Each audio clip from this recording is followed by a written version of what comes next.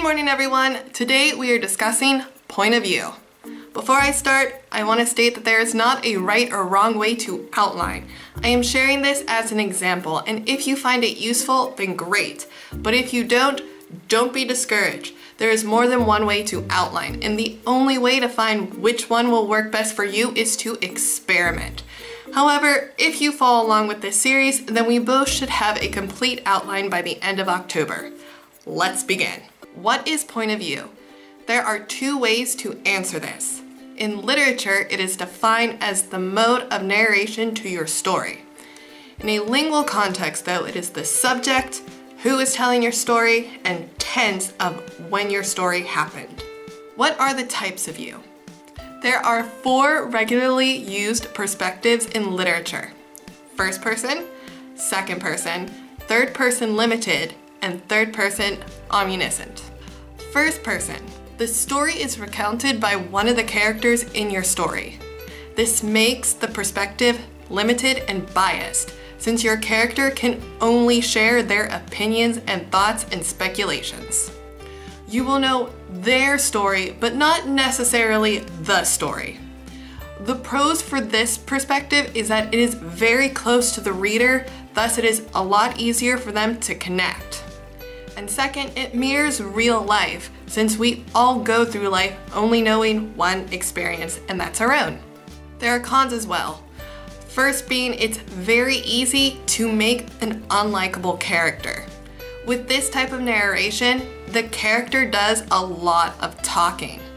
It can be a challenge to share information without the character sounding self-centered and negative. The second drawback is showing and not telling. People don't experience the world with a constant narration in their head. There is emotion, and it is imperative to show that emotion. Without it, all the observations that your character makes can come off sounding really negative. Number 2, third person limited. This narration has a limited bird's eye view of the story, typically from the perspective of a few characters. Number 3, third person omniscient. You are God, and you know the thoughts and emotions of all the characters. Third person has some pros.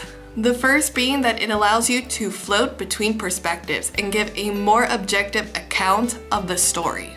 And the second, that it can allow intimacy for the reader, since the reader can know information that the characters don't. It has cons as well. The first being that it is more detached than first person.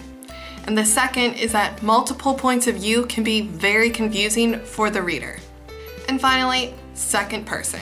This is told from the perspective of you, and it breaks the fourth wall. It isn't typically used in fiction, but that shouldn't stop you from experimenting and playing with this. So while I think the literary explanation is useful in a general sense, I prefer to look at point of view from a lingual context. So I ask and answer these questions. Who is telling the story? And the answer will be either a character or a narrator. If you have a character, that would be first person, and they will use the pronouns I, me, my, and mine. If, however, it's a narrator, then they will use the pronouns she or he, him or her and his, or hers and him. Question 2. Whose perspective is it told from? The answer being first person, second person, third person limited, or third person omniscient. So first person is the personal account of one character. Third person limited is a bird's eye view account of one or more characters. Third person omniscient is a bird's eye view account of all characters. And then finally, when does the story take place? Past, present, or future? So my answers to these questions is my story is being told by Zoe, who is the protagonist in my story. Her perspective will be in first person, and all the events have already happened, so my story will be written in the simple past.